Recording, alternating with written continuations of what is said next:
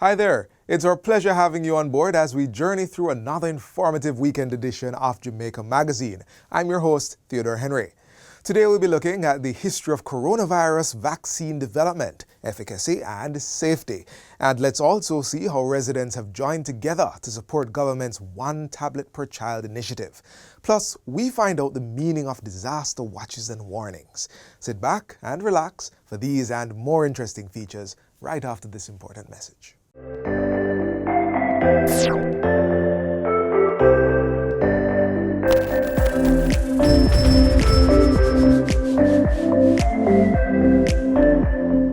It's absolutely critical that we receive the vaccines. You will see hospitalizations and indeed deaths likely come down. And so there is a lot of value to be gained by getting as many vulnerables on board as possible. So tell your mothers, tell your aunts, listen out for yourselves if you're over 60, and take the vax, because the vax is what will help you to guard against the COVID virus and indeed help your relatives, your friends, those who you come in contact with for the same benefit.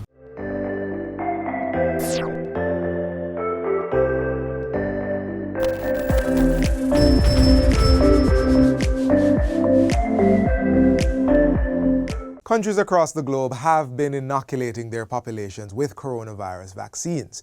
That includes us here in Jamaica, as government strives to protect citizens against the threat of severe illness and death caused by COVID-19. Follow us as we chronicle the development and safety of these vaccines, specifically AstraZeneca, and let's find out what's in it and how it works to protect our health.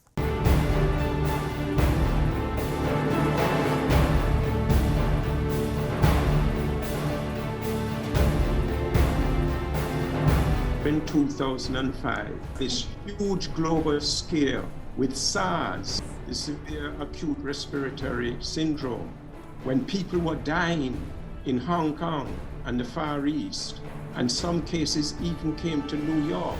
That SARS in 2005 was caused by a coronavirus, which is a cousin to this virus, this coronavirus that causes COVID. So from 2005, they have been working on trying to get an effective vaccine to the SARS virus, and which also has a spike protein. And when the MERS epidemic came, this is the Middle East Respiratory Syndrome, developed, in 2012, there were a number of cases, and that stimulated more research. So when the Chinese, in January of last year, identified the actual sequence of the genetic makeup of the coronavirus that causes COVID, and they made it publicly available to the scientific community, within 1 week, a German company had produced a test which we use here to identify whether you have been infected with the COVID virus. It's the PCR test that we are using. It was developed 1 week after the virus was sequenced. And those vaccine scientists who were working on the SARS vaccine now, they just took the sequence that they got from the COVID virus and changed up their vaccine work a little bit and produced candidate vaccines in weeks. And then they had to take that vaccine and put it in clinical trials, 3 different stages, in animals, in a few, say, healthy adults to make sure it was safe. And then they put it in the trials with thousands of people. And these are the results that we are hearing about. It's not overnight. It is over 15 years. All the vaccines that have been reviewed so far are both effective and safe. It's not a live vaccine. It uses what we call a vector. They take the shell of a virus, a common cold virus, adenovirus, simply to get that into the body's system and into the immune system cells. And within that, there is a mimic of the spike protein, something just made that's similar to the spike protein, that then induces in the human a response that helps to protect us against the coronavirus itself that causes the COVID disease. Now, this is technology that has been used many times in terms, so it's a traditional platform. There is no adjuvant, there is no harmful material in the vaccine, and the material in the vaccine that goes into the cells is rapidly broken down and removed by the body through normal methods. Now, how do we know it is safe? It is put in trials, thousands of persons, and what you do is you give the vaccine to some people, and you give a placebo. In other words, something that does not have the vaccine, just a simple saline injection or equivalent. And you compare the side effects, and you can see that the only side effects that we've been seeing that are of any significance are like a swollen arm, a little fever, headache, tiredness, and these usually go within 24 hours.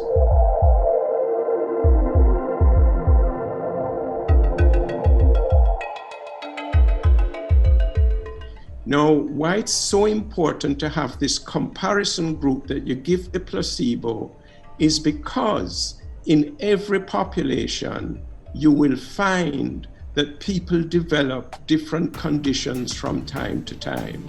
So you can compare these conditions that arise, including severe conditions that arise in those who did not get the vaccine and those who get the vaccine.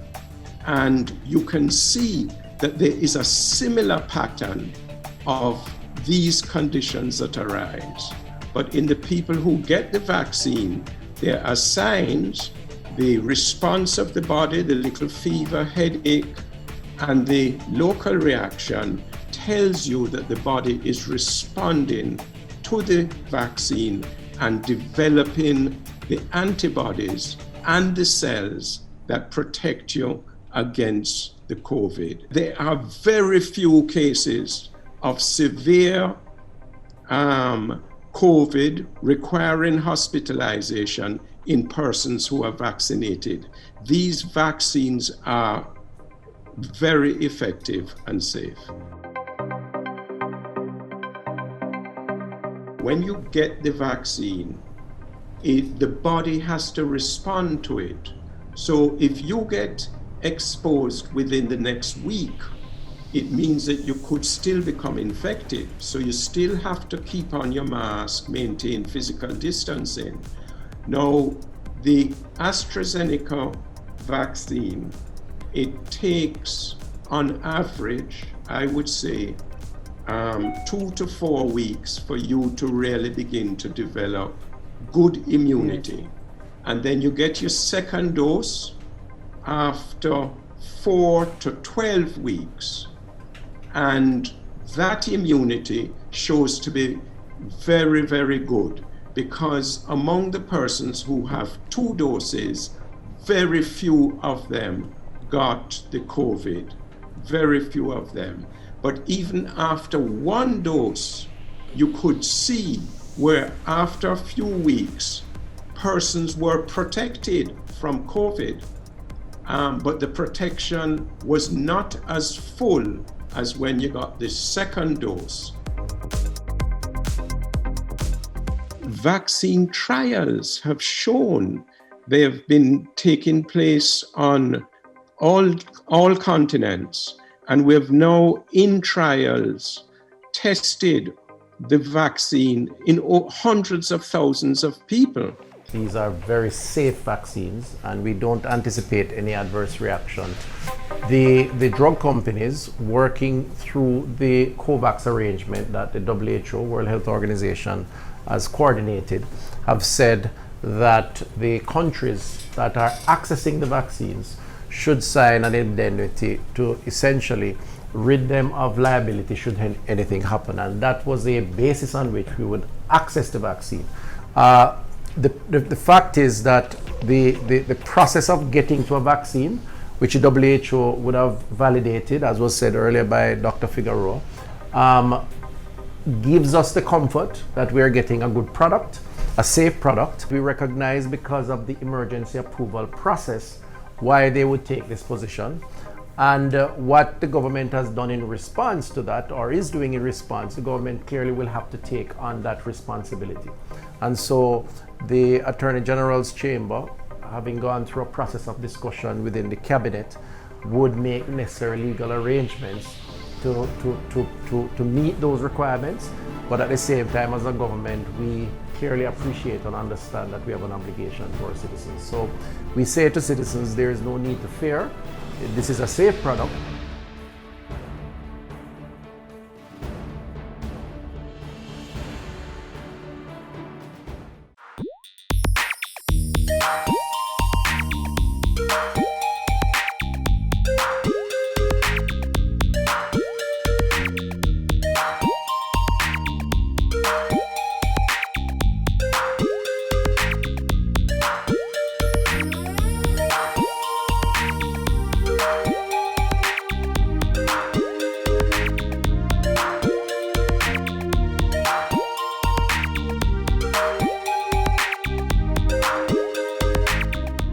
We're shifting gears from COVID right now to pay much needed attention to the care of our children. The Child Protection and Family Services Agency, CPFSA, has been on a mission to end the scourge of child abuse in the country. But parents, guardians, and other responsible adults also play an important role in protecting and promoting the well-being of our children. In our next feature, we journey with the CPFSA team on one of their community intervention tours to get the message out. According to global reports, children now face greater risk of abuse because they spend more unsupervised and unstructured time at home due to COVID-19 restrictions. Their contact with trusted adults outside the home, such as guidance counselors, teachers, and mentors, is reduced. And this gives them fewer opportunities to report instances of abuse. Did you know that right here in Jamaica, over 1,000 cases of sexual abuse were reported to the National Children's Registry between January and June 2020? After being reduced to 82 for April, the reports rose to 119 in May and further increased to 228 in June. It's no wonder that agencies such as the Child Protection and Family Services Agency are taking steps to foster increased awareness on how parents, guardians, and community members can safeguard their children against abuse.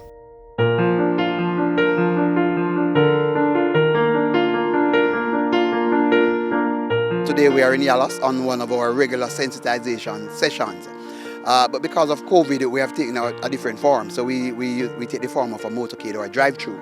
So we are driving to a couple of communities today and we are sensitizing them about child protection and that every child deserves protection. According to the regional director, St. Thomas is among the parishes that CPFSA has been alerted to a noticeable increase in cases of child abuse. As a result, several of its children's officers, along with representatives from the Center for Investigation of Sexual Offences and Child Abuse, CISOCA, were in the parish on July 16. They were there to engage citizens and distribute brochures and flyers, encouraging them to report child abuse. We are going to RTEs, we are going to Friendship Pen, we're now in Albion, West Albion, and we'll be going to couple other communities. And we're saying, keeping the message simple.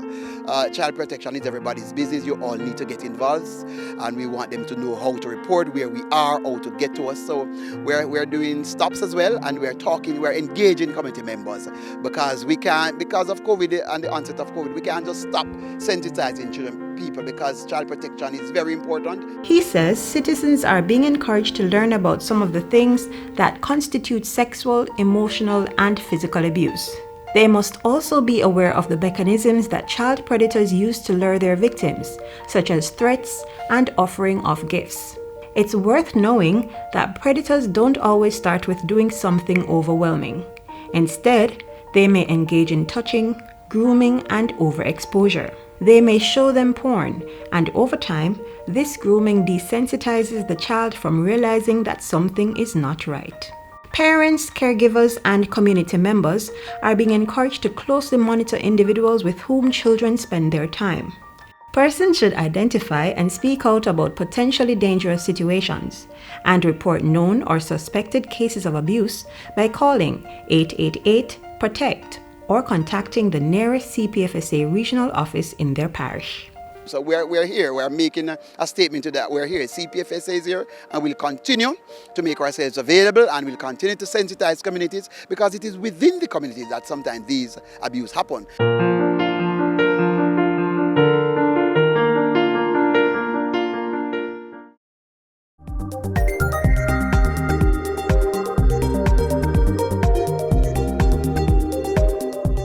Many people have been responding to the call to support students who are in need of electronic devices for online learning.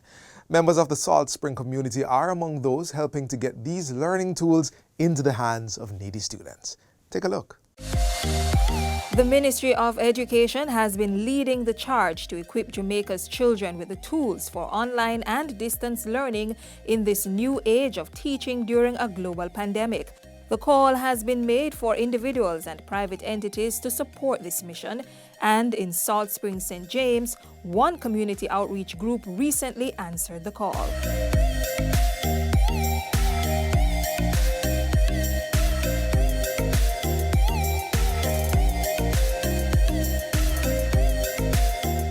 So this No Student Left Behind initiative was born out of the fact that, COVID came, and then a lot of children were getting left behind because they did not have devices. To date, we have distributed about 16 devices. So we're looking at about $2,000 US.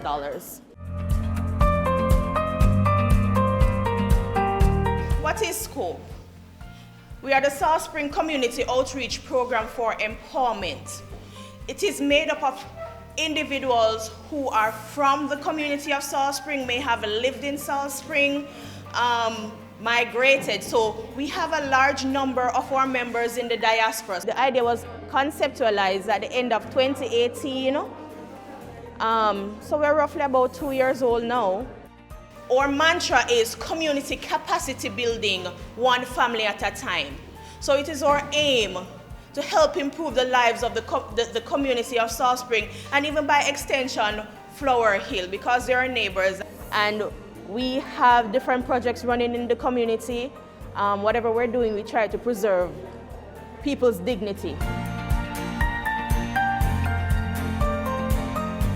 It's a good thing for the needy students to get a tablet at this time, because they're doing online, and most of them have to use 3-4 of them have one phone using, and we really appreciate this. I got a Samsung laptop, and I'm actually quite happy because I realized that I've been having a lot of troubles as it relates to doing my SBAs, as I am in 11th grade and I am preparing for my CSEC examination. I received that tablet, and I think that this tablet, I really appreciate it, because I was having challenges during my schoolwork because I had to use my grandmother's phone, and sometimes she would want it, or sometimes she has to go somewhere and carry it. So sometimes I can't complete my work, and I don't want my grades to fall because I want to pass to a good school and I want to be successful in life.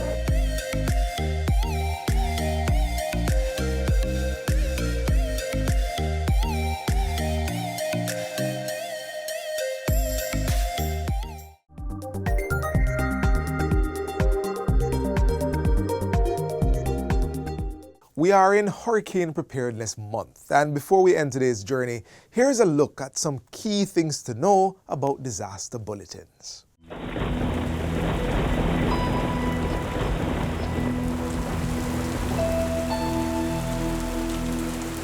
Every month of the year, there has been in our history some incidents of flooding that has taken place in some aspect of the country.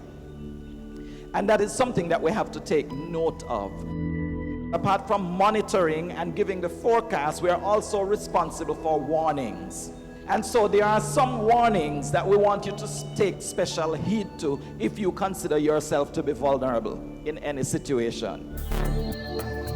When we speak about a flash flood watch, it means that there is a feature, some kind of weather system that is going to produce enough rainfall that makes it possible for you to get flooding. So it means start to watch, because the water levels are going to be increasing and there is the possibility of the flooding.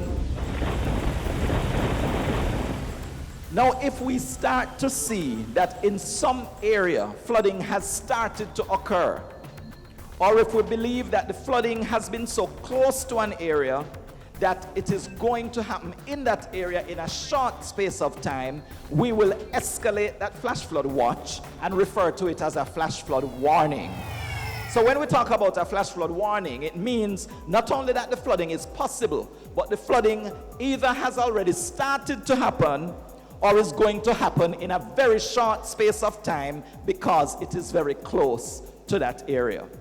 So it is important to know what the watch means as opposed to what the warning means. Usually with the warning, we will not only issue a warning, but we will also tell you what kind of actions are important or what you should not do. Like, do not go through flooded waterways because it could pose a risk to your life and to your property.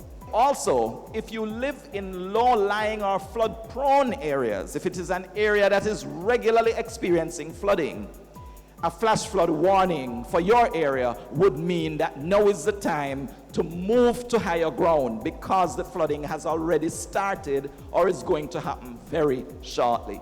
It is also important for us to know where we live, because sometimes in our messages we might not refer to the actual town, but we will tell you what part of the country the flood watch or the flood warning is relevant to.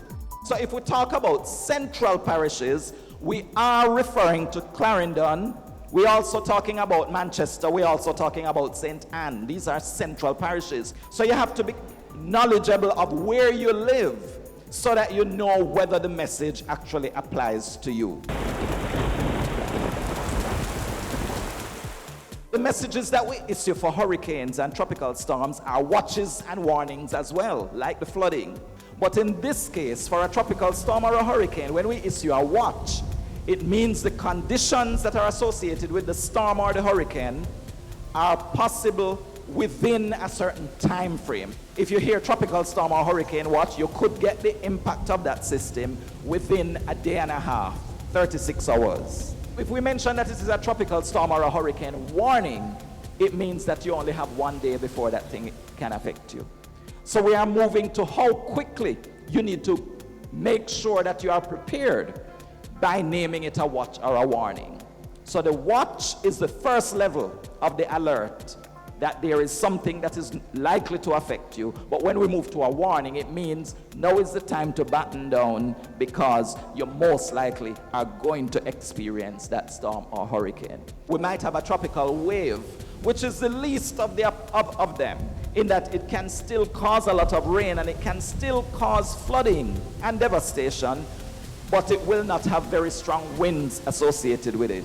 But then there is the tropical depression that is a little stronger because now you have winds that are moving with it, gusty winds, and it also has a lot of rainfall. Then you have tropical storms, which is a more severe kind of tropical depression because the winds are even stronger. And then if it gets even stronger, it could become a hurricane. So it's important that you have your radio and that your radio is battery controlled, not dependent on electricity, so that you can hear the warning messages that come from the meteorological service.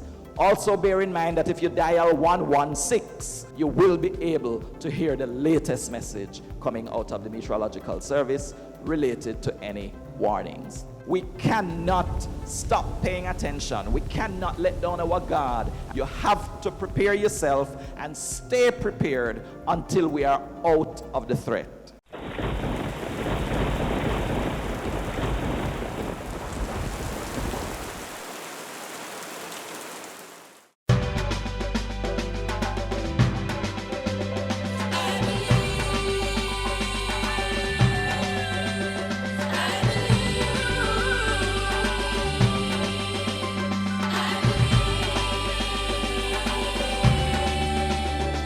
In spite of all our differences, along with all our problems, I believe. And despite the crime and violence and men and women dying, I believe. From the boots of the Fed Mountains, let all our voices ring. Oh, I believe. I believe that we can make a change and spread a belief of hope across our country. I believe that we can join our hands and make a difference in Jamaica. I believe.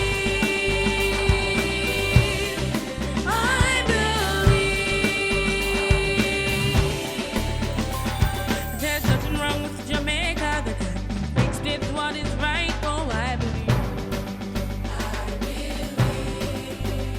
And regardless of our struggles, we can rise again. Oh, I believe. Others believe in us, but we must also sing. Oh, I believe. I believe that we can make a change and spread a belief of hope across our country. I believe that we can join our hands and make a difference in Jamaica. I believe. I believe. The steam in every paper, X in every classroom, I believe. Oh, priests in all our churches, God in all our homes, I believe. It's time to claim our nation and start a reformation, I believe. I believe that we can make a change and spread a belief of hope across our country. I believe that we can join our hands and make a difference in Jamaica. I believe that we can make a change and spread a belief of hope across our country. I believe that we can join our hands and make a difference in Jamaica. I believe. I believe. I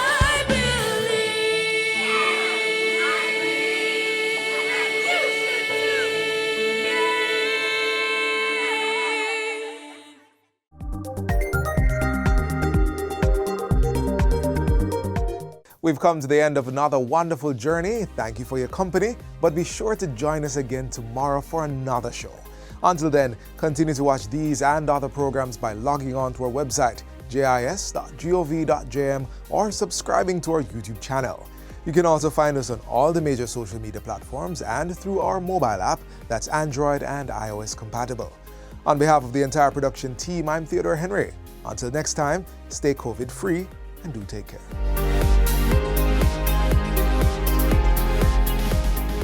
This has been a production of the Jamaica Information Service, the voice of Jamaica.